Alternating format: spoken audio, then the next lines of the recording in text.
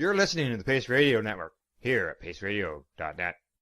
The views expressed by the individuals during this broadcast are their own opinions, and they may not be the same as those of their group or other organizations they may be involved with.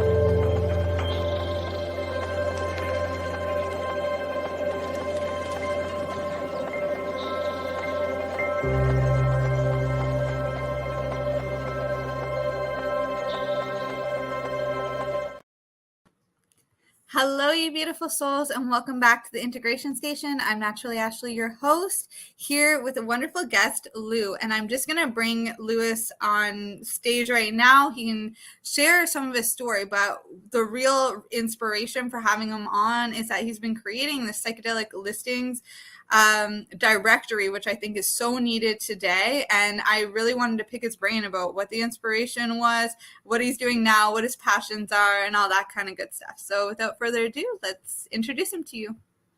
Hey, Lou. Hello. How are you doing, Ashley? Oh, doing well. Thank you. Happy to have you here. And, you know, I've been in contact with you. I got listed on your psychedelic listings. Also, you know, I've been in contact with some other members of your team too, and everybody seems to be really passionate about this project. So can you tell us a little bit more about that? Yeah, sure. You know, we'll start out with kind of the early beginnings, as you kind of mentioned, so yes. I can get into the psychedelic experience that I have, the personal journey that I've been on. You know, it started because when I was a child, I was raised in an atheistic home with two parents that were very well educated, both teachers. My father was a math professor. My mother was a librarian and English teacher. But there was an emptiness in the home. My father had a dark secret he was keeping.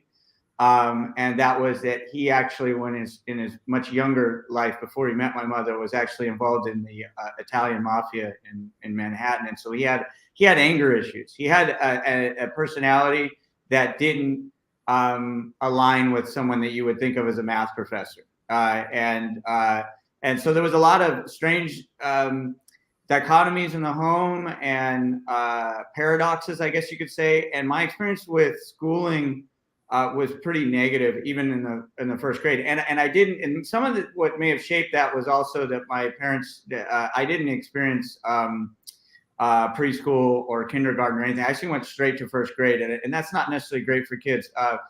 Most of my family was old. My father was 47 when I was born. He was 9 years older than my mother. There was just a lot of, I don't know, circumstances and ingredients that led to disharmony in my life and a feeling of something being missing, something not right, something wrong with even society in general, honestly. I felt the institutional feeling of schooling. I felt it was unnatural to have to sit all day long and focus on this academic kind of side of life and not be able to burn all this energy. And a lot of kids at that time were, as still is the case, were put on medications for focus and ADD, ADHD, all that stuff was happening. I remember, you know, my parents didn't put me on that stuff, but definitely they were recommended that I needed to be on ADD medications, things like that, which I'm kind of glad they didn't do. And so it was just a lot of disharmony and something missing. So by the time I had also experienced violence when I was young, I went to a very violent junior high school, things like that. By the time I was in high school, rebellion had really started to kick in for me, and I began experimenting with pot initially, and then the first psychedelic I ever tried was LSD. And you know, my journey has been interesting because in those days, I would say I used psychedelics inappropriately and incorrectly, and really recklessly. And I got to see, I've seen both sides of psychedelics. There is an actual negative effect that can happen when people utilize the tooling inappropriately or recklessly, just like anything else, right? I could get in my car right now and hurt a bunch of people just being an idiot. So it's psychedelics are powerful, sacred tool, but they can be used inappropriately. Because of that experience, I think it was really good in a way, because it's allowed me to begin helping people use the tools in a really positive way. So my first experience with LSD was it was kind of like this hippie home, but they were really kind of dirty people. An old friend of mine, they had cockroaches all over their house, and it was really kind of uncomfortable place. The father used to sit there and he used to have cockroaches crawling his beard. It was like African kids with the flies on their face. It was the weirdest thing. But I would go there because we could openly, smoke pot and do psychedelics. They weren't too excited about LSD. They were really supportive of ingesting mushrooms and psilocybin, but they had reservations about LSD. But we were always doing LSD. My first LSD experience was fairly. I felt a bit of unease at one point in the trip. I had taken one tab of blotter paper at the time, and then began to experience it, saw tracers, had my first experience with certain slight visuals and kind of seeing fractals and things like that. And then I took a second tab, and that's when I started to experience a bit of anxiety, had to kind of stand up and went to talk with the rest of the group to try and I'd never felt that before. But the second time, or not the second, probably the third, it might have been the third time I took LSD was when it really took hold. And we were young, crazy kids, hustling money to figure out how to buy acid and buy pot. And so we had bought some LSD to sell a little bit, honestly, and have enough to take ourselves. And my friend put me in charge of it, which was a bad idea. And I ended up taking 3 tabs that night of what turned out to be stronger than anything we had gotten before that. And I had my first macro, almost what I would call the level of heroic dose experience. And that changed my life immediately from that point on. I had not a positive experience all the way through, I could tell you, and it hinted to the problems in my family home.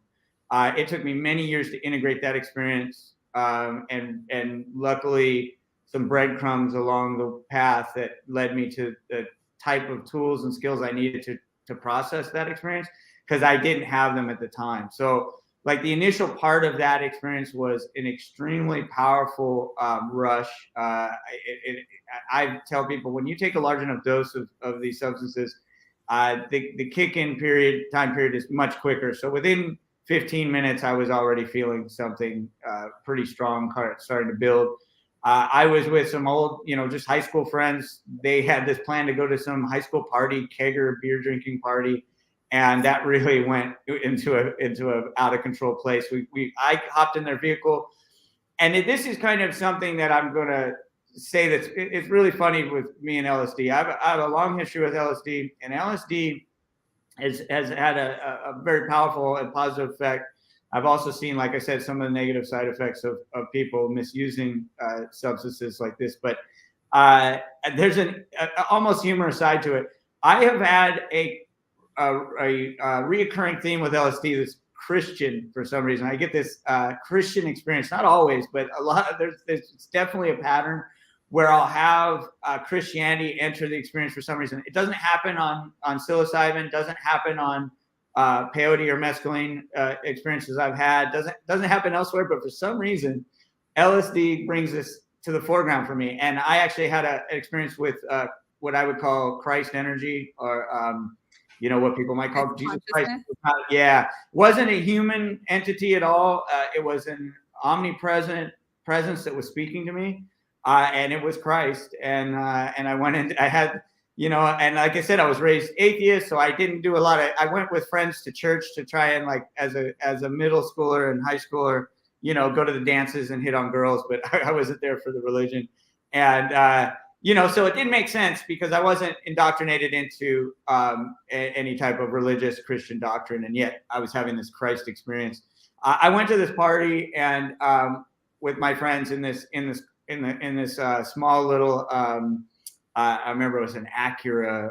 It was like a two-door Acura. I forget what model, but I remember it felt like we were in a spaceship. We were in there. There was a bubble for the windshield, seemed really bent in a way. Everything was kind of distorted.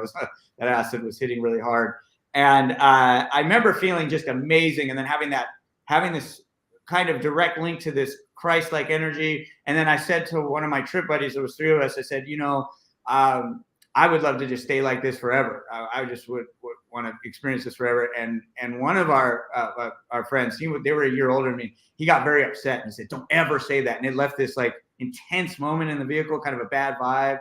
And there was a lot of stigma back then. So you have to understand, and there still is to this day, honestly, stigma around psychedelics. And so that stigma, powerful, it has a psychological effect, a chilling effect, and it really can make the experience scary when it's in your mind, this internal dialogue and stuff. And that was the experience he was having with the things I was saying.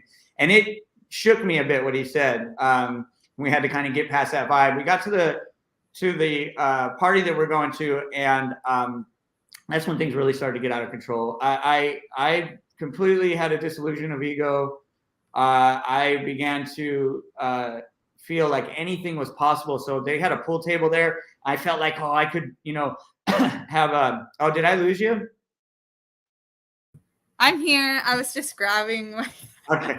I wasn't sure. I was taking a moment. Okay. I lost feed for a second or something. Okay. Yeah. Sorry. What happened was I thought that I started to think I could have a telekinetic power over these pool balls. I kind of went into some interesting areas of what some people might even say was a psychotic experience, I guess, psychosis a bit. But it was very, very interesting because I had an effect on the entire party. People began to gather around me. And this is probably the first time where I realized how important routines were and what you're doing in your day-to-day life, because I started to have a routine, a moment of routine impact on my psyche, I guess you could say. It's hard to explain, but I started to feel like multiple days were passing. And in those days, I was in the habit of sleeping with my shirt off. Like that was how I would sleep. Take my shirt off, sleep in my boxer shorts, whatever. So in the middle of this party, I would lay down and take my shirt off and think that I was going to bed for the night. It's the strangest thing. I would close my eyes and I'd go to a place of complete void, of nothingness. And then I would come back from that, put my shirt back on, and then think that I was going about another day. So I was experiencing multiple days within minutes of time. People were watching me. Then I'm telling the whole group, hey, we can do anything. We can move these pool balls with our minds as long as we all believe in it enough, as long as we're all on the same perceptual wavelength that it's possible, And then that started. And that is proven through meditation. Like when they do the collective meditations and global meditation, things like there is changing things that change. And even in church, when people come together and they're praying for a specific focus, it changes things, Yes. Of course, psychedelics have this power. Come on. It's like, so that was my first time feeling about it. Yeah, that was my first time experiencing that. And it sparked a lot of debate within the party. And then, some people were kind of in my corner and they're like, yeah, what he's saying makes sense. And other people were like, no, he's insane. It's crazy. And then there were kind of people in the middle who were kind of the instigators, but they just wanted to see what happened and they weren't really swayed to one side or the other. It actually stirred the party up so much that they got very angry with me. I actually wasn't doing anything to be a threat to anyone or really disruptive in any other way than I was kind of expressing this philosophical viewpoint about perception of reality. But it really had a roiling effect on the whole party. And they actually wanted me to leave. And I remember I was it was a very violent period in high school. There was a lot of fights. There was a lot of shootings and stabbings. There was a lot of gangs. So it was all kinds of really bad energy around. So it was a time of a lot of upheaval. Did you grow up in Cali, or where did you grow up? So that was in San Bernardino, and it was a very rough place. And it's not gotten any better now. Very gang infested, rough place. A lot of gentrification of the coastal areas, especially Los Angeles, drove a lot of lower income people, and sadly a lot of gangs to that area. And it's just always had a rather notorious history for that, right? It's been mentioned in a few notorious movies, infamous kind of scenes, like Fear and Loathing in Las Vegas and a couple of things. It's the home of the very first McDonald's, right? The founding of the first McDonald's was in San Bernardino. The first chapter of the Hells Angels, it was kind of an epicenter of meth production around that time. A lot of different things about it. None of them really positive. It went bankrupt like Detroit several years back now. So yeah, it's just a rough place. And so there was a upheaval in the party. I got pushed out. There was a country club back then. It's not a country club anymore. Sadly, it's actually downgraded, but it's still a golf course there. We used to go out in that golf course at night as kids and mess around and smoke pot and just, hang out like kids do. And so they kind of wanted me to leave. So we went out there and a group followed me. And then I continued this discussion about how anything's possible. I was like, I feel like we could levitate right now if we all agreed. But even there in that group, there wasn't an agreement. We weren't on one same page. And I don't know what would have happened had we could have achieved that. But one person in that group had started at the party and also followed me out. And this guy just kept saying to me, "Hey, you want to fight? Do you want to fight?" He wanted to fight. He wanted to fist fight with me for some reason. And he wanted to do it in a way that was more, he just had this feeling of wanting to, I don't know, man, some sort of duel between gentlemen on the field, I guess. It was interesting, but I had no interest in it. I was on LSD. It was completely no ego. And I was like, no, man, I don't want to fight you. And eventually, though, even that group got so upset about the disharmony of the debate that was happening that they finally told me to go home. And that was when I experienced really the worst part of the trip. I went home. I went to go inside my house, and I had an experience of there's actually a lot more details, but I don't want to take forever. I went inside the home, and I had an experience of hell. I thought I was dead already. I thought I was in hell. The inside of my home felt like a furnace. I saw demons like flogging, tortured souls. I had a really powerful and frightening experience. I ended up getting completely naked in the home. My parents woke up. That was the first time they had found out that I was actually, under the influence of psychedelics. And and it just went sideways from there. And that led to a long experience with psychedelics because my parents took me to see a therapist. That was the beginning. That was the beginning of, our son's on drugs and it's bad news and I even rebelled further. And then sorry, my dog's. Let me let her out. Go outside. Yeah, absolutely. Yeah, I think a lot of us can relate to that, just. Sorry about that. Sorry. I don't know what's going on. Something's going on outside. I was just saying a lot of people can relate to that, like rebelling against their parents even further because there's that misunderstanding. It's like there's all these disconnects that are set in place because of culture, because it suits the dominator culture, but it drives wedges in families because certain members want to conform because that's their conditioning and because now they've adapted to it. And then that rebellion just goes stronger and stronger and stronger. It is beautiful to see families come back together when, psychedelics are doing that too. I totally know from experience too. And I talk to people who go through that all the time. It's really, really wild. It's wild because my mother now microdoses mushrooms, and that would have I never in my wildest dreams would have thought that was possible. And it started, and I as time went on, I became more and more open with my family about the fact how I felt about these psychedelics. Even though there was all this stigma, I was like, they're wrong. You haven't experienced it. I knew there was something so fundamental to psychedelics and so extremely powerful that it didn't matter what anyone said. And there was all this strange rhetoric around just the blanket, these are drugs and drugs are bad. It's like the South Park drugs are bad and K, like that whole mentality. And so after that, I continued on. And that experience was frightening. I mean, truly frightening. The moments where I felt like I was truly in hell and died, I had a communication with my cat. What saved me from that experience, my father was very rough. It was really interesting and cold how my dad responded to that. He just told me to go to bed and shut up, basically. really was, my father had an abusive side to him. There was a lot of stuff I had to unpack over the years. And so when I went back into my room and my parents kind of just went to bed, which is an interesting reaction to this, because I was having a psychosis at that point.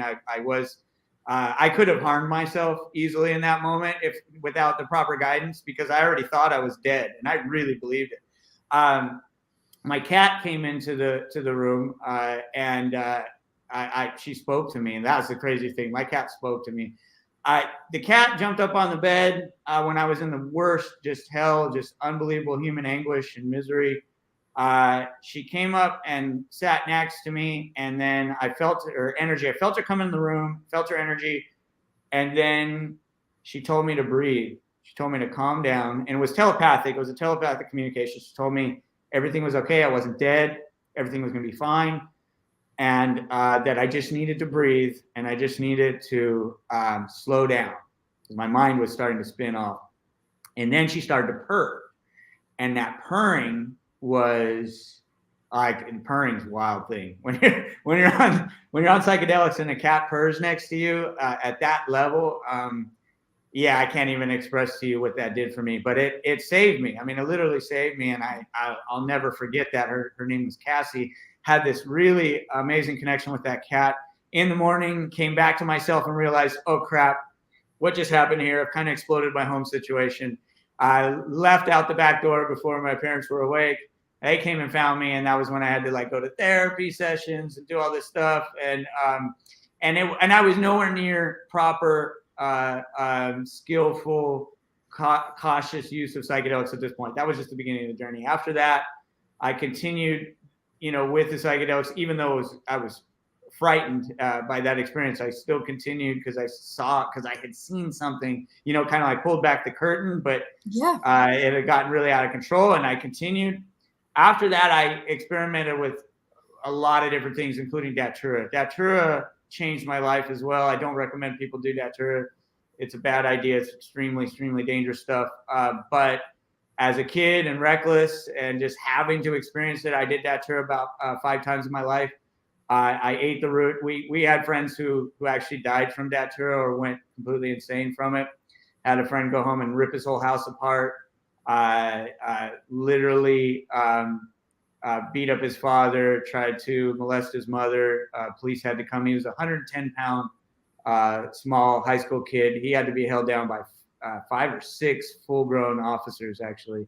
And he was okay after it, but other people weren't. So very dangerous stuff. But my experience with it was extremely powerful and positive. Actually, I had extremely positive experience with that. I wouldn't take it now. I don't feel confident enough to do that. But it showed me something that is, I think, really fundamental, has to do with our human experiences, that our Western civilization, based on a lot of this kind of Greek, logical, rational part of our minds, is very one-sided and isn't actually the whole thing.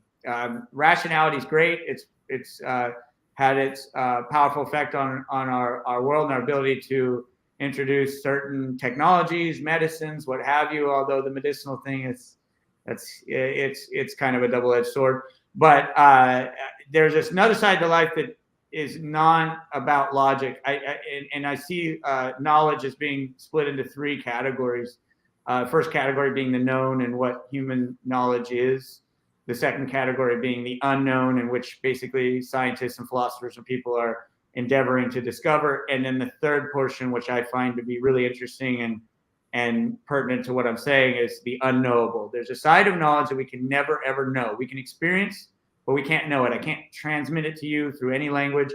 I believe that's what art is about, actually. Art is the attempt of communicating that which is ineffable, which is beyond language, which is beyond spoken word. And so I think that's what art really is. And that's what touches us when we see a powerful piece of art. It's that thing that just cannot be described and can't be known.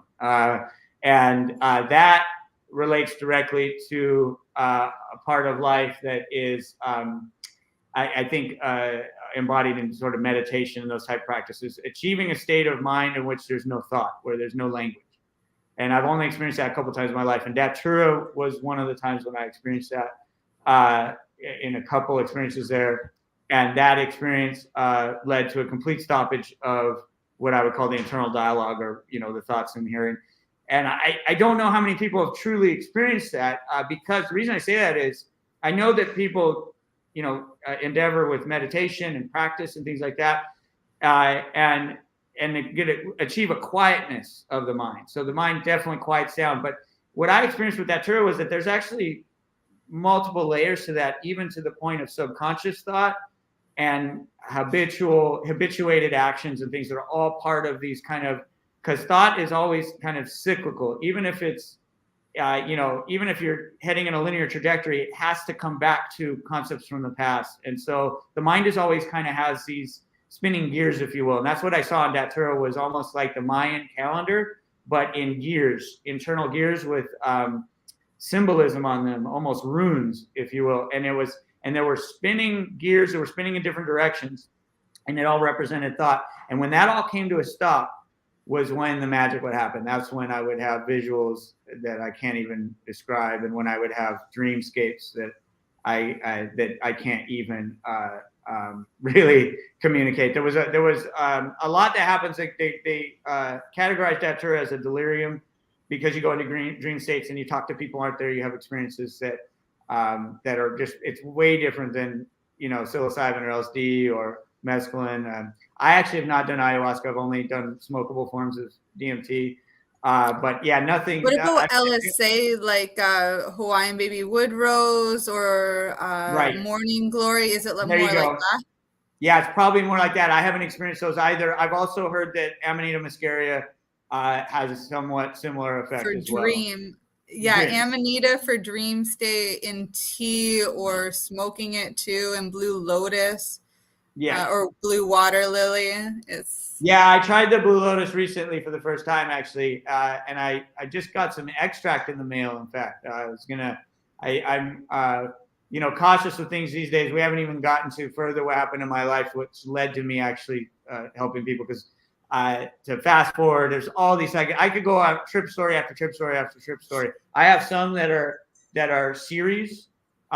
Which is insane, where the trips were related to each other. So I would have a psychedelic experience, 2 weeks later, a month later, I would have another psychedelic experience, and they were all related.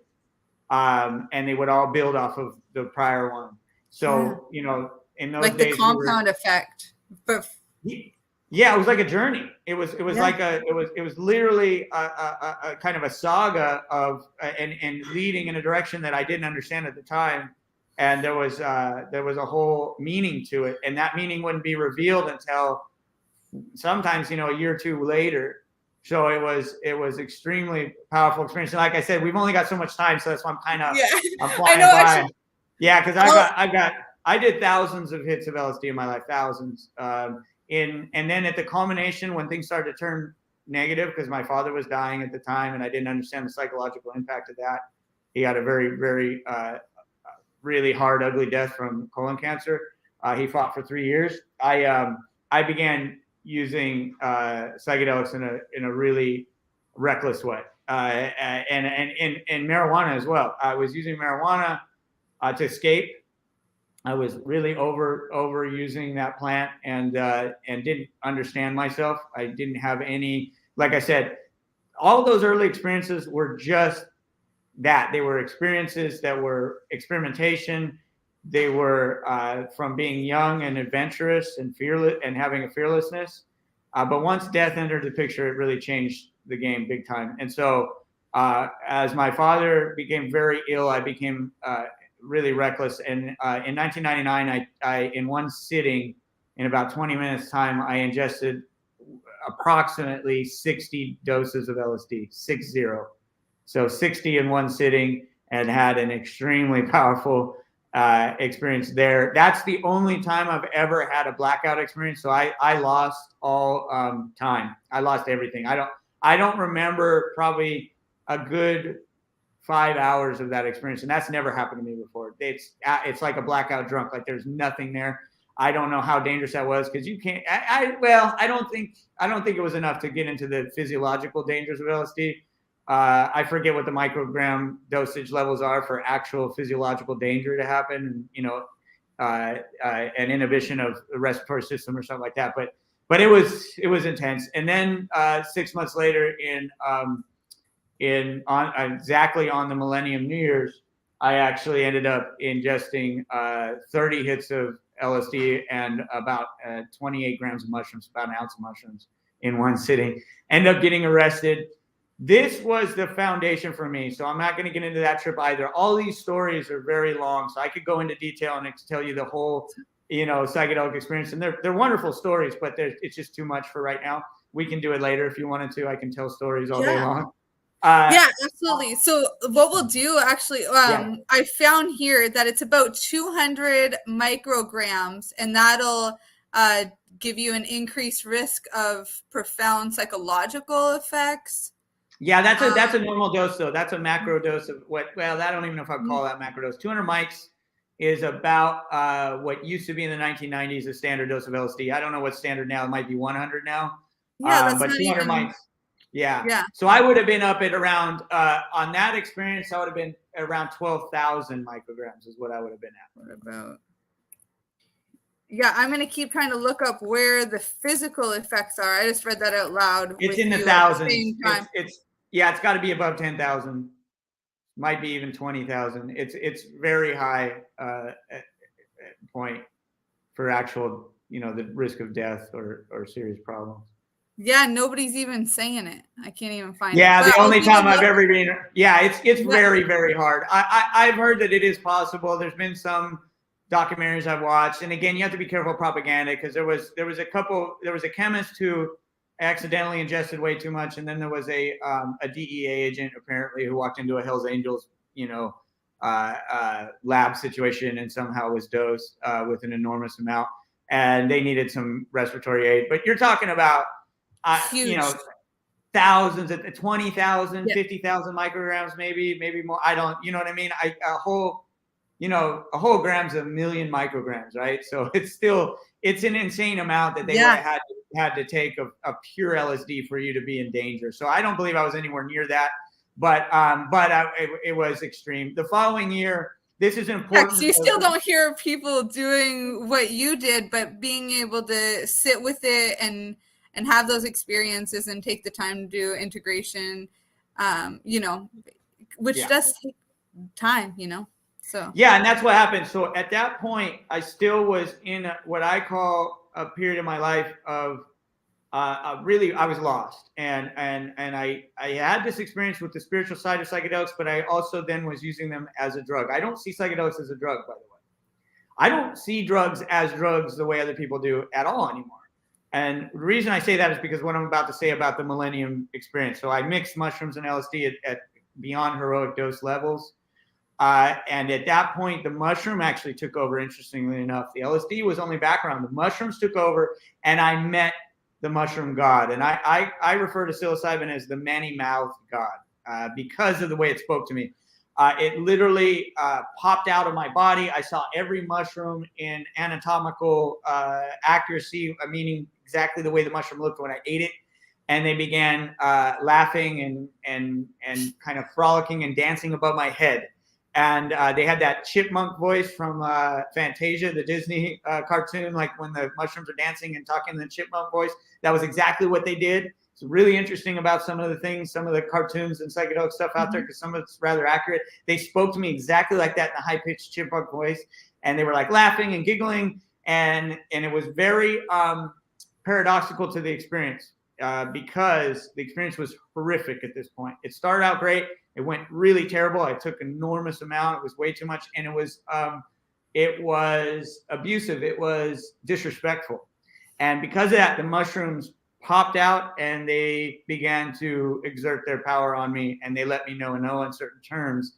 And I say they, it's not a they, it's one entity, but it's an entity 100%. This thing is a spirit, and this has changed my idea of what a true macro, or I don't know, macro heroic. We have these different terms nowadays. Because when I've kind of investigated a little bit more about the true peyote ceremonies that some of these tribal people will do, they're eating enormous amounts of peyote. My experience with peyote was very tiny amount, and I have a lot of caution and respect these days, so I don't take a lot. Ultimately, this world of business and constant go and screen time, all that stuff is really not good for us, and it makes the psychedelic experience more dangerous and more difficult. We have to really prepare ourselves, and so I'm very cautious because I've experienced the scary side of this stuff, and I've had my talkings to, like, I've been talked to. You know what I mean? I've had some moments where I've been sat down by the spirits that are the powers that be in those circumstances, and they've let me know in no uncertain terms that, you know, what the hell are you doing? Why are you here? There's so much work you need to do on yourself. Mm-hmm. You shouldn't even be here. So I'm someone who has a roadmap and understanding, but I'm not someone who is by any means a master at this or at any high level with it as far as the actual practice, because I'm still in the world of business and managing all these things, and just like most of us, running around like crazy trying to figure out how I'm going to unhook from the rat race, which has been extremely difficult. It's, you know, all those things, but ultimately my kind of investigation into this has shown me that these people are ingesting enormous amounts of peyote buttons, and then they're having this powerful experience of meeting the deity, mescalito, or whatever they want to call that. To them, it's a god. You know, them, it's a direct link between the deity that lives within the plant and then the overguiding spirit of the universe. And so that having that experience requires very, very large dosage. In my experience, that's what I experienced on mushrooms, and I can certainly see how you would have that experience with peyote. I ingested peyote in very small amounts and had an experience with that deity. It spoke to me. It taught me a song and a dance, actually. It was very interesting. But I did not see it in corporeal form right in front of me. These people are talking about experiences where they actually see the spirit that's held within that plant right in front of them. And for that, I think the dosage level is extremely high. I had that experience. I was arrested later that night, and I got an experience of what I would call the art of stalking or ego mitigation. Basically, the mushroom allowed me to survive that experience. I actually attempted suicide several times that night. I believe that was after I went through this trial period. Again, the experience itself, we'll have to talk about it in depth another time. But yeah, we're having you back for sure, Lou. Yeah. I then went on to there's with serotonin agonist type psychedelics, not with at least my experience with Datura was different. But with serotonin agonist type psychedelics, for me, there's a very kind of well organized phases to it. So there's the initial part, which is however much you've ingested, you go through, purging, you go through some of the more, difficult parts of the entry experience and changing consciousness levels. In some cases, it can feel like you're dying, which is really just a shift of wavelength of energy to a new perceptual wavelength. Really, I definitely believe consciousness is not happening in our brains, but that our brains are more like a radio transponder, if that's even really an accurate description of our reality at all. We may just be experiencing some description of the world and not really what it actually is. So do we even have brains? I don't even know that at this point. Like, yeah, we do, as long as we're in the rational confines of the way we experience reality, but there's whole other levels to this. So I experienced how to change people's mentality and energy and mood through the use of behavior, actions, and words. And I was puppeted by the mushroom. I was arrested happily. This is a funny thing. So the phases, the trajectory of the psychedelic experience, serotonin agonist experience, like LSD, psilocybin, peyote, those, I believe, the entities contained within those medicines are geared towards teaching you how to live your life to be healthy, happy, and at peace. Something like Datura is not for that. Datura is about knowledge on a whole different level. And the ancient people that used it say that they use it for divination, right? And a lot of the South American tribes that use ayahuasca and had all this medicinal knowledge attributed to a strain of Datura, actually, and they don't use it anymore. But it was used by the ancients to divine knowledge about their surroundings. So it's a totally different type of psychedelic experience. But in the serotonin agonist experience, there are phases, and a part of the serotonin agonist psychedelic experience is the challenge, you're faced with something difficult and you have to overcome it. And then when you do, and then when you do, you're given a reward. Well, that challenge will be directly proportional to the size of the dose that you decided to take. So when you take these enormous doses, that challenge becomes enormous. And for me, I went into a state of psychosis. Again, I've experienced it several times. I was definitely schizophrenic. I believed I was talking to George Bush Jr., the president at the time. This was in 2000. I believed that I needed to die and be reincarnated because it was the dark energy within my being that was fueling the end of the world, and the nukes were going to launch. It was insane. It was really psycho. Eventually, I made it past that. I was waiting for, because I actually ran into traffic and got hit by a car. I was trying to, again, we'll talk in detail about all this stuff, how it happened. I was walking up to strangers on the street. They were my father. I would start talking to them because obviously my father relationship was very powerful at the time and important. He was dying. So I was walking up to strangers on the street, and they would be my dad. It would be my dad, and then it would morph, and they would be a stranger, and they'd be very concerned for my well-being.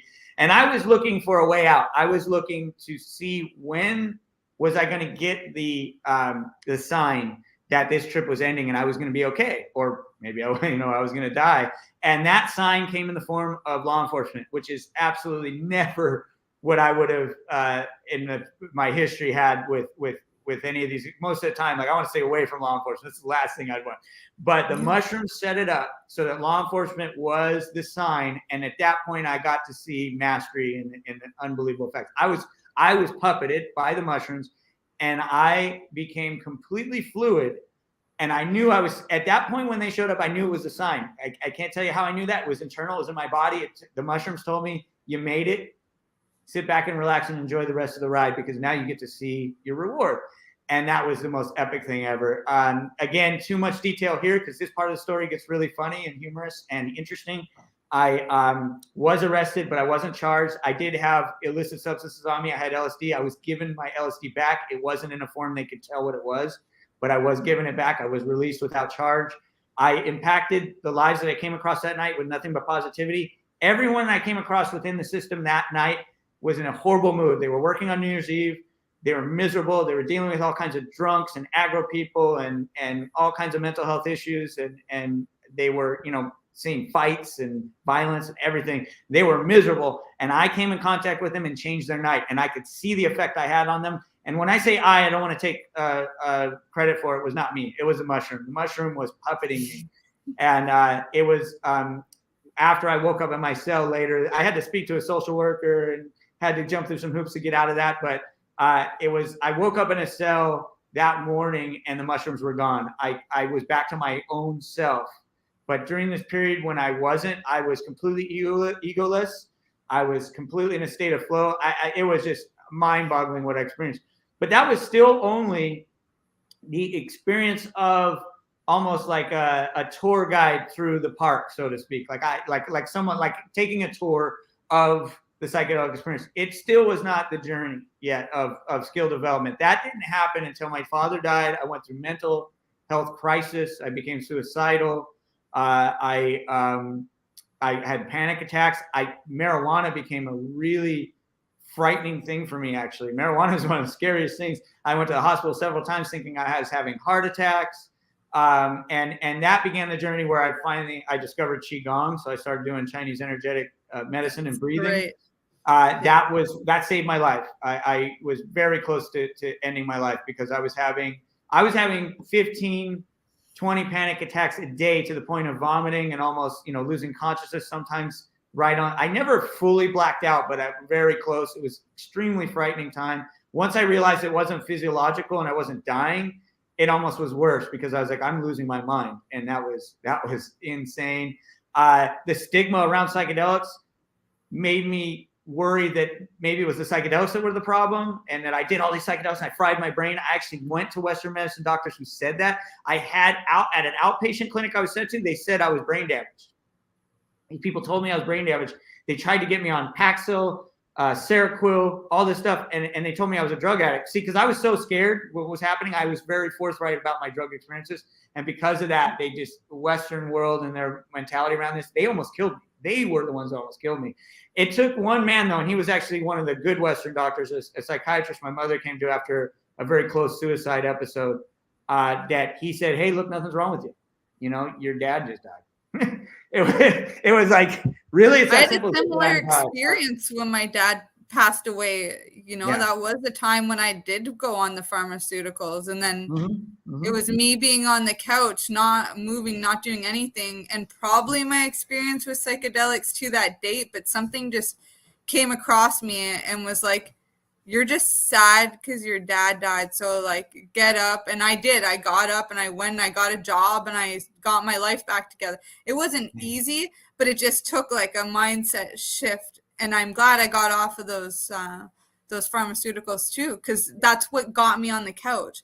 It's like, you know, maybe I just forgot to take one that morning and that's what I needed. But, you know, the withdrawals and stuff off that stuff is, you know, that's worse than a come down off of some of the street drugs that are out there. No, the pharmaceutical stuff, man, that's a whole nother topic. We'll get into that on another time. But I've seen really, I have several friends died from the pharmaceutical interventions that psychiatric medicine used with them. So I've seen the dark side, and I believe all tools, though, those could be tools as well. I can understand if someone's so suicidal, they're in such bad shape. Hey, we need to put a pause on this. We need to intervene in some powerful way so they don't just end up dead. And there may be, like, I don't want to be black and white on anything, but I've seen a lot of negative from that. And I've also, as later in life, you know, kind of fast forwarding now, because I actually went through death of my father, and later on, one of the great loves of my life died in 2014, and that's what set me on the path I'm on now. So when she died, it was more painful than when my dad died, actually, but not different mental health issues. When she died, the pain, it felt like someone ripped my heart out. But that forced me to make choices. I had to decide what I believed about the world, and it's funny what happens with faith. Faith does get tested. So I didn't choose Christianity. I didn't choose some organized religion. I didn't choose that. My experiences that I've had it wouldn't make sense for me to choose that now, because I've kind of pulled back the curtain so far that it's that there's not some written doctrine I'm going to follow, right? But I did have to make choices about what I believed, and this was fundamentally key to my journey to why I've developed the website and everything that I'm doing now, is that when she died, I had two competing thoughts in my mind. The two competing thoughts were, I'll never see her again. And the other thought was, I will see her again. And they happened at different times. So when I would think I'll never see her again, it would be in a very, very dark time. Right? I mean, very dark moments, very, very hard moments of sadness. And then when I would think I'll see her again would be when I was surfing in the ocean. When I wrote her eulogy, I didn't write it. It was in my mind. I downloaded it from the ocean. The ocean's my church now. So I pray when I go to the ocean. I say a prayer. I do my thing. That's how I feel with the rocks and the forest. Yeah. Like, this is church. This is it. And I've tried to find a shamanic practice. I don't have a mentor in that side of things, or really, I have a shaman that I see who really helps me with things, but I don't have someone who has the truest depth of knowledge, and someone to kind of. So I picked up some Candomblé de Congo. I picked up a few things. I pray to the spirit of the ocean, and it works for me. But you know, I just work with whatever tools I have. Unfortunately, in this fractured world we live in, we don't have, you know, sometimes the right access. And I haven't been able to really travel to Peru or travel to these areas and train with these people. I'd love to, but you know, I've just had to kind of make it on my own. It's so it's beautiful. You know what I mean? The energy's so crazy. You know, I haven't been across seas, but South America, you know, the North America. I want to go. I'm so ready for that. I'm right now. There's so much to my life in this journey, and why there's so much I'm not even saying here that are the reasons why things are the way they are. But my plan is to get some time traveling and getting to experience a bit more.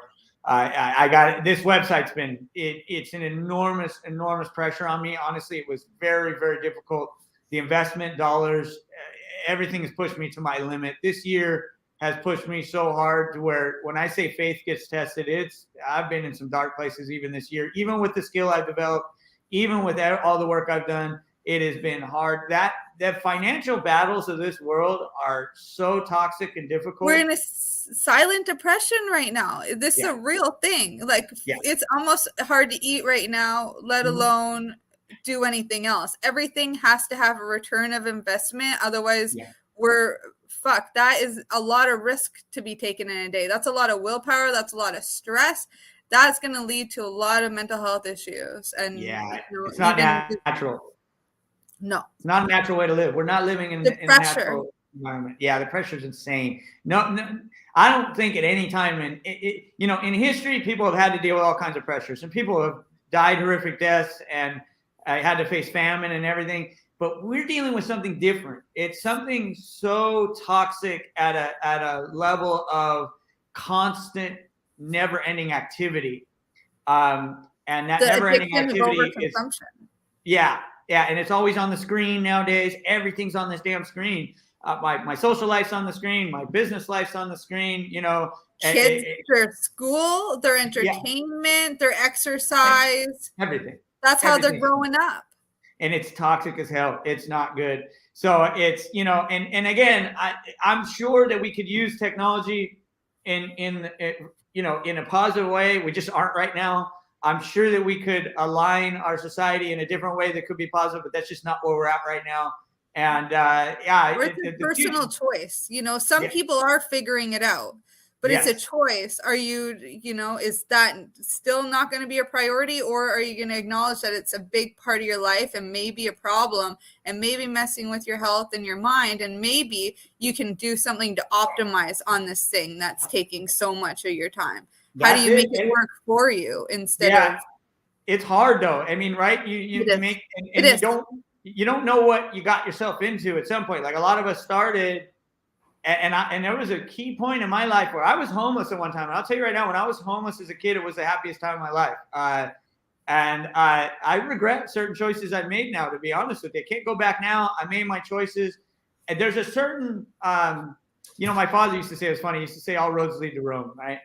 I think had I stayed that course, I would have met other challenges. There would have been challenges either way. It's just there is a saying though that the kind of Buddha saying that to find enlightenment in the temple is one thing, but to maintain enlightenment as you come back into the world is the true challenge, is the real deal. And so finding that balance. Right now, I haven't eaten in 4 days, going on 5 days. I'm on a fast. That has helped enormously. That was something else I was going to talk about. I'm not able to get the downtime that I need, the time of actual meditation, the time of doing nothing, the time of really unhooking. I'm bombarded with problems. My mother, for instance, has dementia. Her and I are business partners. She's adamant about not admitting her mental health issues herself. And she's threatening the very core of my financial being because she has been scammed out of, I don't even want to tell you how much. It's an ungodly amount of money which she's given away. And in the process, because I partnered with her on properties and things like this, I'm completely at risk. The last 25 years of my life that I built are all on the chopping block right now. And it's been insane. So trying to balance all that and maintain faith and maintain, mental health. And you have to carve out that time, right? Yeah. And it's well, it's a hard thing. And it's just, this is how many millions of people are facing this though. Millions and millions of people. That's why the psychedelics are so important. That's why this movement's so important. We all have to strive and make those personal choices, as you're saying. But it's not always clear. Like today I woke up and the fast is kicking in on another level, and it became more clear for me. There was moments in the past 2 weeks even where deep darkness has taken over, and it all has to do with financial struggle. I've really come to terms with so many things in life, but the financial struggle in this modern world is so difficult that and I got some clarity today. I woke up and I was like, okay, the fast finally calmed down enough of that mind. Very much fasting is similar to datura in some levels. If you fast deep enough, it'll take you to this similar level. You quiet the mind enough and you get some clarity. I'm like, okay, I can see the balance where it needs to be. even though I'm under a high pressure situation. It's not going to last forever, right? Like I'm going to build this thing to the point where I can finally get a breath, but I have no support. I've got no one else building with me. I got no other investors. I got, I did it. And when I went to the design team with this idea, they said, you're crazy. You're going to go to prison. You're nuts. Like, no, that's still, even though we're in 2023 and this stuff has come this far, there's still, on Instagram, I got shadow banned on Instagram. They're labeling my website as dangerous and fake. The mainstream, and it's kind of, there's, I don't want to put my tinfoil hat on too much here, but, I believe there are large scale corporate interests that would like to keep some of this stuff down as much as possible. They want to invent their own drugs, remove some of the more challenging aspects. This is the funny thing, right? The paradox. These pharmaceutical companies want to remove the challenging, what we talked about, the phases of the serotonin psychedelic experience of going through the hero's journey. They want to remove that, give you just the benefit. They think that's possible. It's not possible. It is that journey that provides that benefit for you. You have to go through the struggle. There's no way around it. They want to remove the struggle and the risk, any risk involved, and then give you a drug that you will take daily, and then all your cares and worries go away, right? That's basically what they're trying to do. And that's what they're trying to do. That's because they want to make, like, our bodies can't adapt to the misery right now because things are so out of alignment and we're so disconnected from nature.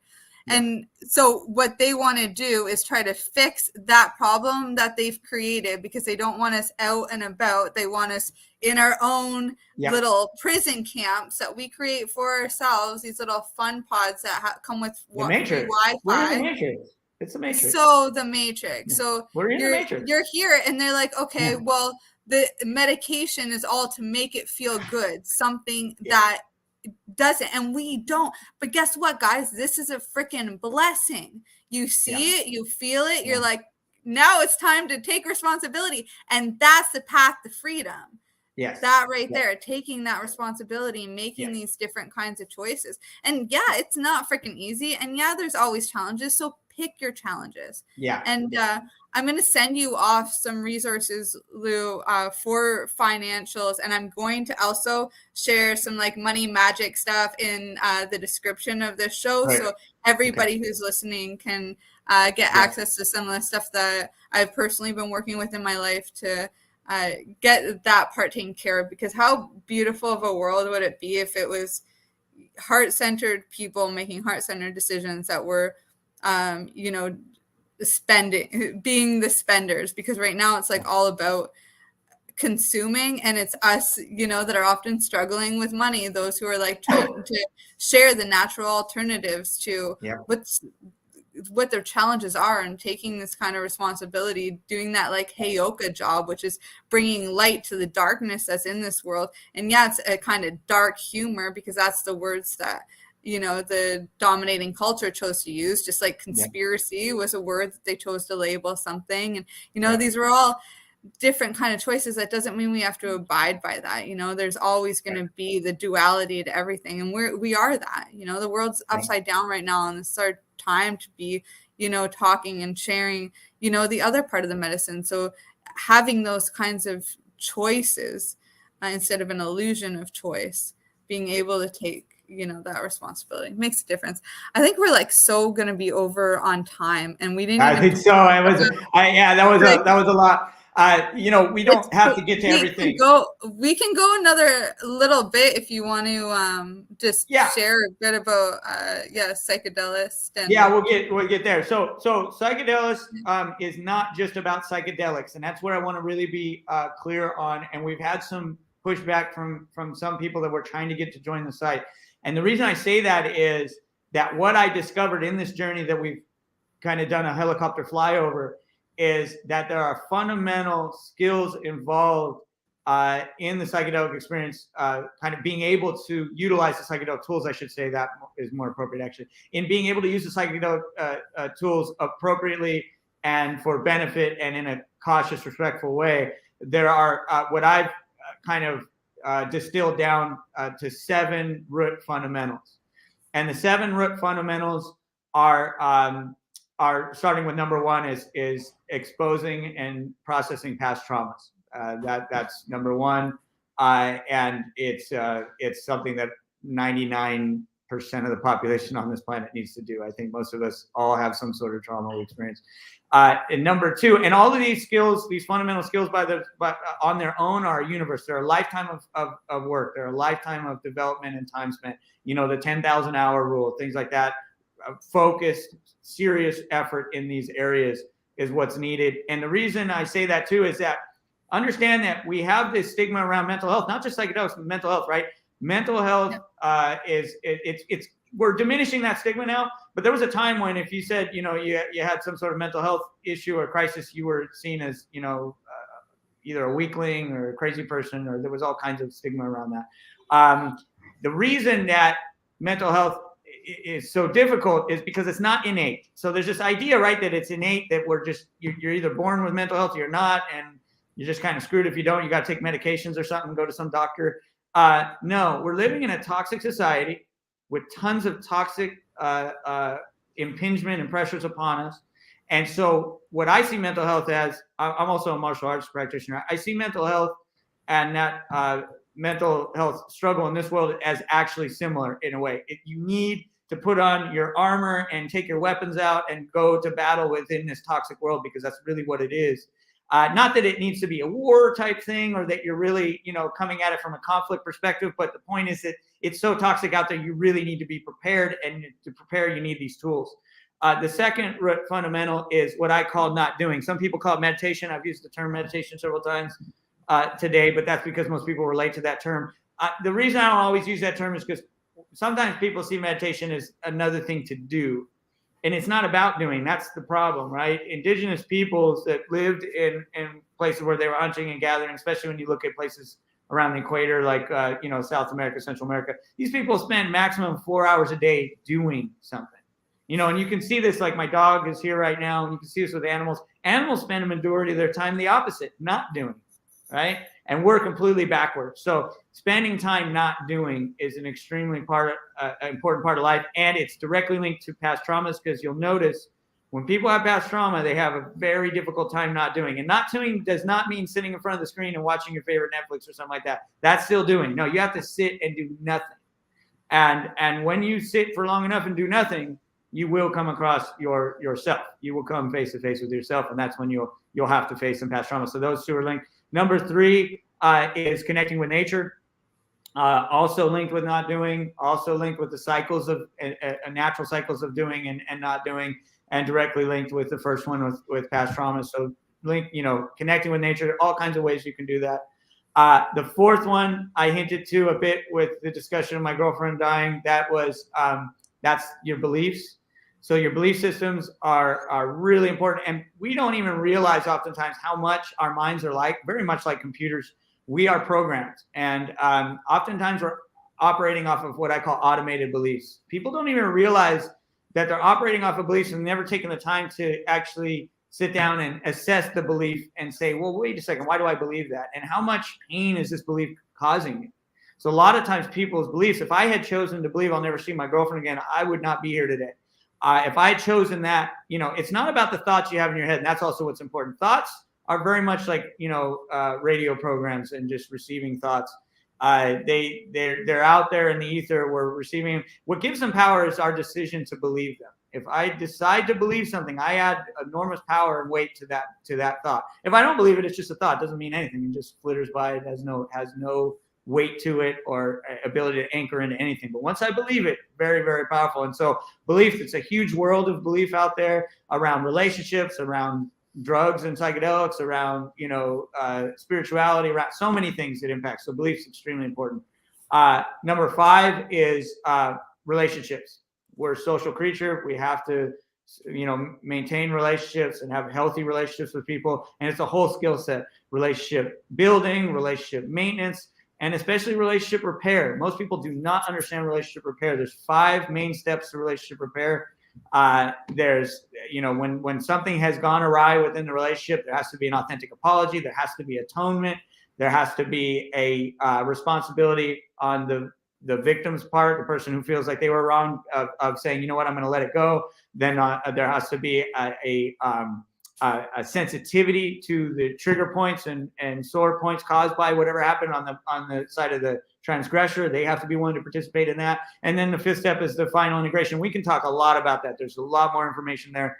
But, people don't understand how important all 5 steps are. People go through the forgiveness phase and they say, I'm sorry, and then they move on. And the thing happens again. It keeps happening. You can see that in romantic relationships. You see that in all kinds of relationships where they don't go through all the steps. And so they keep repeating a pattern. You can't avoid this. There are certain things in life that are fundamental. The 6th fundamental, honestly, could have almost been 2. It's diet, exercise, and breath work. Breath work itself is almost on its own. It's extremely important. It's amazing how important breathwork was. I was, what's interesting, I was just watching some kind of informational video by a coroner and doctor that studies the human body, basically. And they were saying they think that endogenous DMT is actually created in the lungs, which would make sense why some people and their breathing practices are so they've reached such a high level of their practice that they're able to say, hey, I have DMT experiences. They have that experience just from breath work. So breath work, Kundalini yoga, Wim Hof, like Wim Hof taps into that. But in Kundalini yoga, this is a really ancient practice to tap into that endogenous DMT, and also in your dream time. And that's one of the reasons why they would have been working with certain herbs to enhance that. Yeah. And I'm saying all this, I'm gonna like close it out with why I'm saying a lot of this, because there's a real reason. The 7th one and the final root fundamental is embracing being uncomfortable. We're always seeking comfort, seeking comfort, right? And that's even part of what is the motivation to avoid the first fundamental, exposing and processing past trauma. That's never a comfortable process. It's not fun. It doesn't feel good, but it's necessary to free yourself and to become healthy again. Embracing being uncomfortable is how you grow. A lot of times I'm in awe of these guys that climb mountains and stuff like that.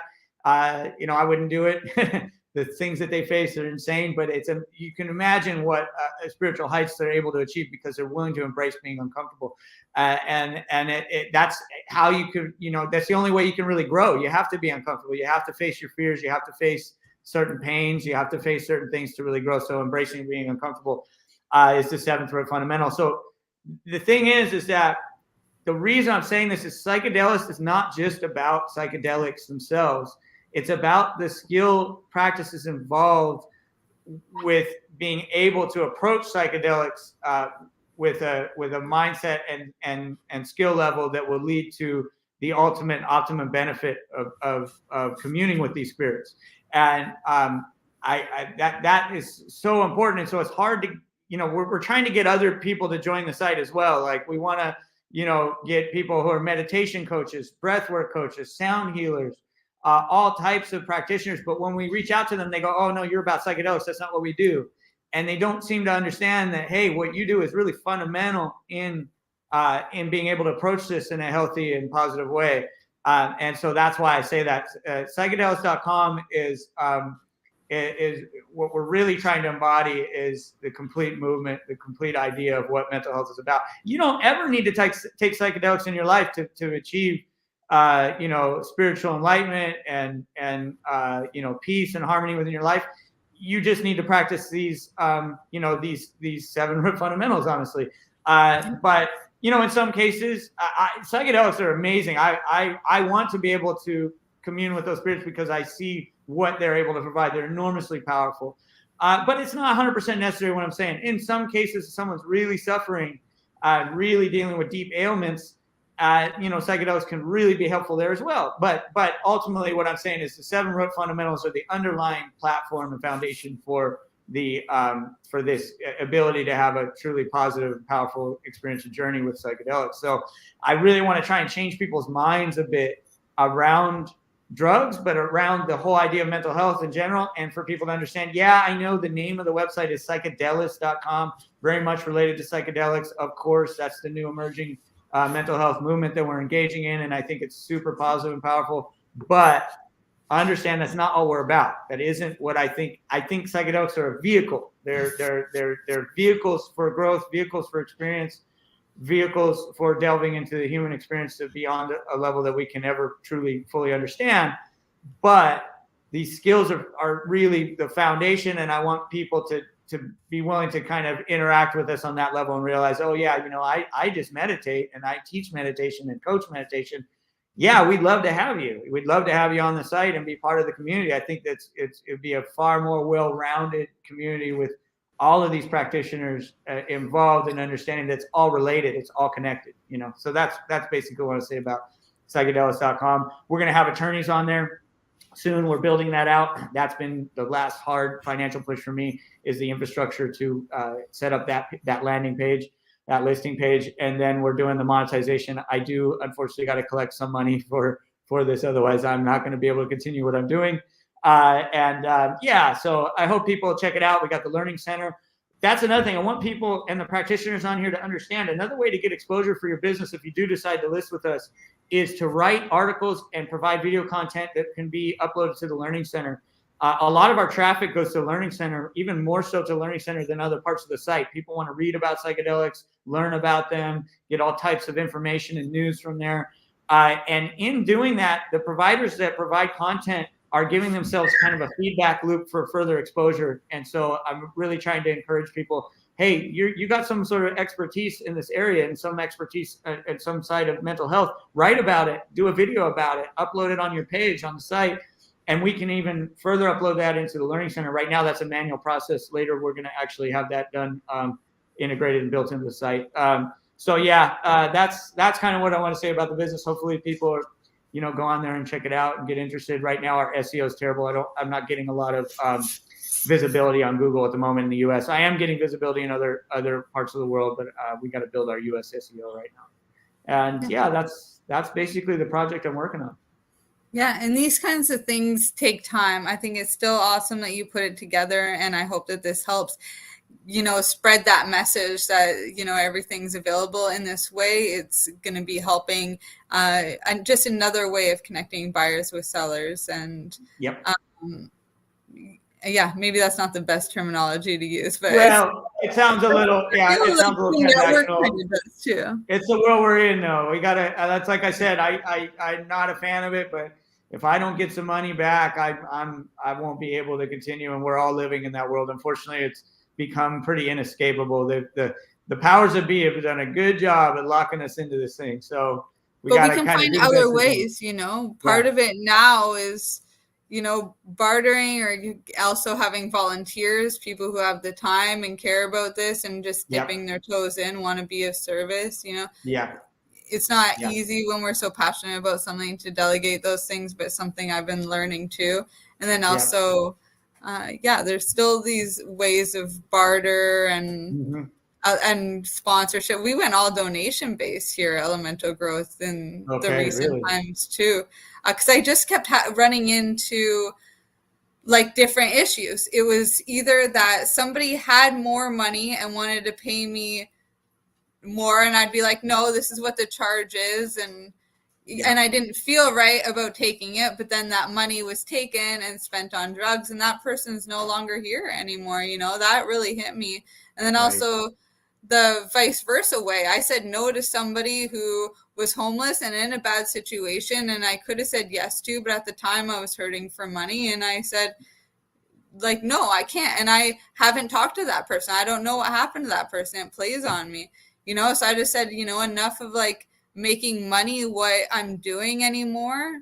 I don't even want to worry about it. So I just went all donation based, and sometimes people pay me really well, and sometimes like I don't see payments, but other things come through. I'm also manifest crazy things like 50 acres of land, and I didn't plan for anything like that. And it's not like that. It's not even that it's a real thing, but it's that I don't have to worry about it. It's that conversation with the universe of faith and belief. And that's what I run on, is a lot of what you were talking about, which is just universe has my back. I'm, protected and guided, and it's going to be okay. And I know that the pressures of money can take a toll because we see it and we feel it in the collective too. But I think it's really important to come back to that. And there's layers, right? Like this website is an enormous it's kind of its own thing. And then there's, I do trip sitting and coaching and journey sessions, what I call journey work with people. That's done a lot of times sober with people. Depends on where they're at. Sometimes I will do a full trip sitting session with them, and those are all donation. I don't accept money for that as an actual payment. They can pay me if they can. If they don't, and especially people who are really hurting. A lot of these people don't have any money. They're hurting, and it's, I make money in other ways, and I try to diversify enough where I've got some money coming from, some rental business, and I've got, a few different outlets and ways. I've got investment with a company that's doing microdosing and things like that, and that's been able to generate some small amounts of income, right? And so, but at the level of when it comes to the treatment practice that I do with people, that's kind of a sacred thing. So I don't like to involve a mandatory compensation with something like that, and of course you can always see where people are at. I've had nothing but good interactions with people coming to me when they wanted help with the 7 root fundamentals and with the mental health practice. I've never had anyone take advantage of me or just use me. I'm sure that's happened to others, but it hasn't happened to me. And so I maintain that, hey, donate what you can, give what you can. If you can't give anything, I understand, type thing. But I can do that because I do have other means in other ways. You know what I mean? Where if I was really stuck, but like you said, and then there's that faith side, and you manifest, and you have, a client come along that's got a lot of money and really wants to see you do well and really believes in what you're doing, then they may give you a big donation, and that's a beautiful thing too. But yeah, it's still, no matter what, the financial pressures of the world are real, and it's worth the conversation. Yeah, absolutely. It's so crazy that we're taught, don't talk about money, don't talk about religion, don't talk about all of these things that, it give us power when we do talk about them. Yeah, it's controversial. Yeah, it may, create a little conflict, but a phrase that I like to use lately is fuck around and find out. Yeah, right. What's going to happen right? if I just say it? Or, yeah. Yeah, absolutely. Yeah.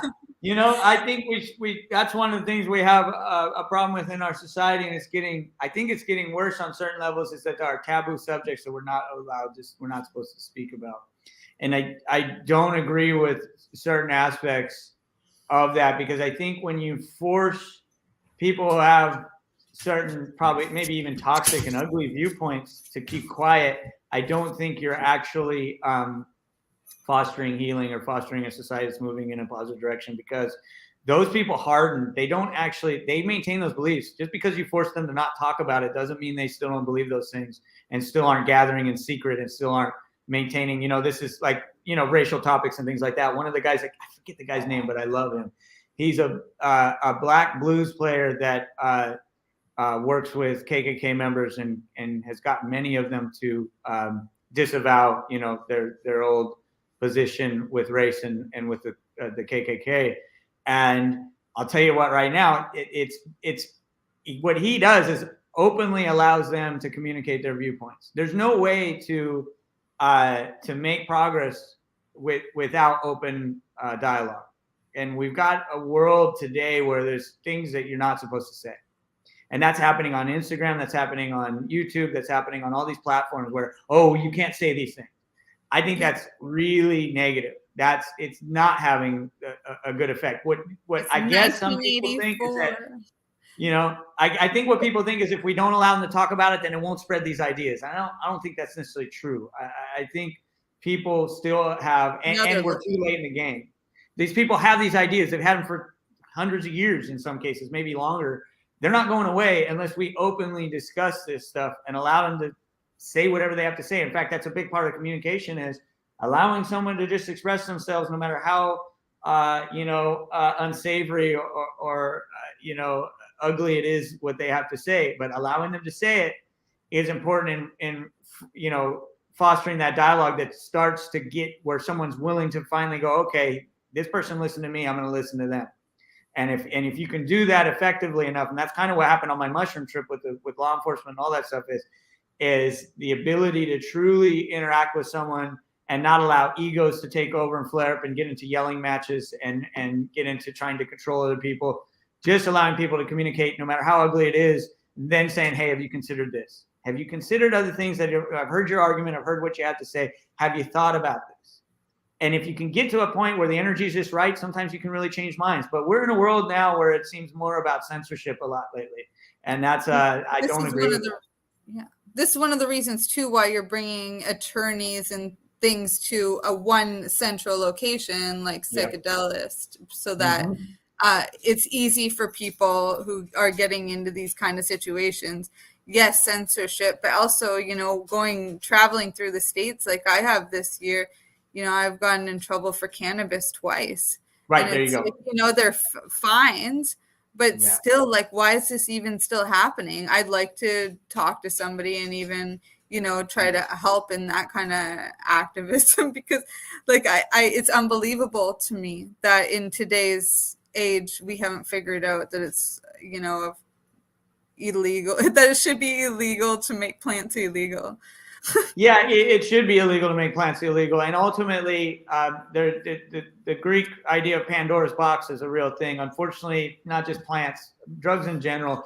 For every, the Newtonian idea, for every action, there's an equal and opposite reaction. The war on drugs has created an equal and opposite reaction, and it's been just horrendous, the results. It does not work to restrict people and control people in the way that we have. And you can see this in places like Iran, where they have this, death to all drug dealers policy.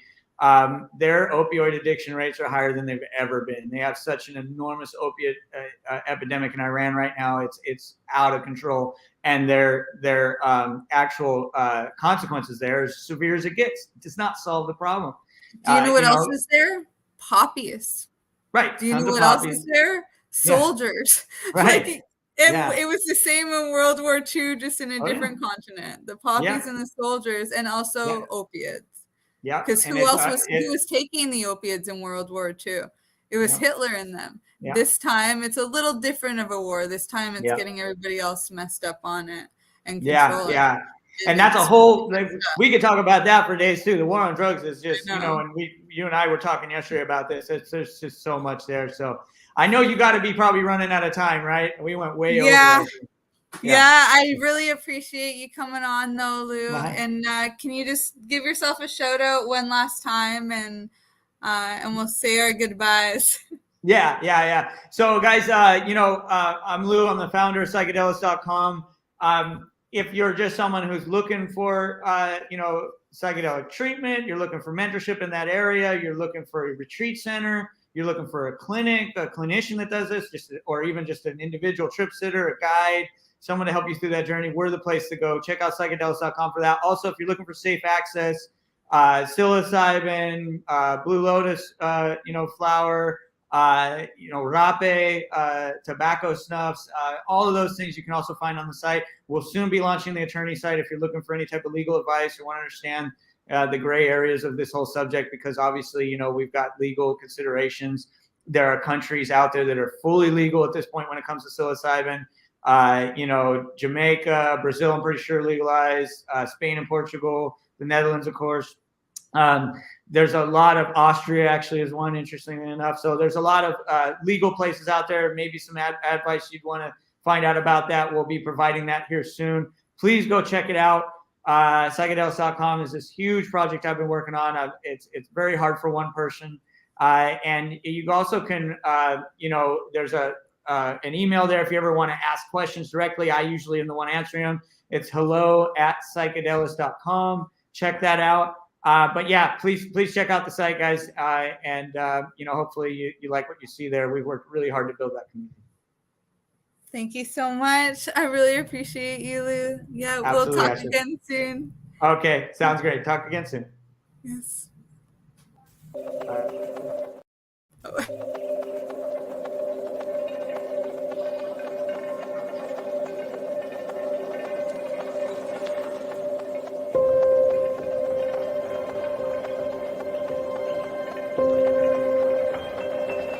You're listening to the Pace Radio Network, here at paceradio.net. The opinions of the individuals during this broadcast are their own, and may not be the opinions of their group or other organizations they may be involved with. All medical advice during our broadcasts is not a medical opinion and should be checked with your medical physician. When you have a pain that's reached its peak, Legacy for 20, it's so unique. If organic cannabis is what you seek, here's your trusted partner 7 days a week. Suppository salves, vapes and drops, topicals, edibles, infused pop. Just when life seems like it ain't easy, at Legacy 420, enjoy a pop freezy. Lab tested products, make them the GOAT. Legacy 420 out on your road. Legacy 420 in Tyndonega Mohawk territory. Indigenous organic cannabis at its finest. Enjoy the buzz of legalization with Campbellford Lifestyle Shop. From lights to plant nutrients, books, consumption accessories, and more, we've got all your basics to grow or consume cannabis. Visit our info center or take a look at our piercing services and body jewelry, now available in-store through Campbellford Lifestyle Shop, 17 Bridge Street West, Campbellford. Limestone City Hydroponics is Kingston, Ontario's hydroponics shop. Take your growing to the next level and create the optimal environment with a tent kit, or maximize your yield with an ebb and flow flood table kit. Either way, Limestone City Hydroponics has more sizes and options to fit your needs.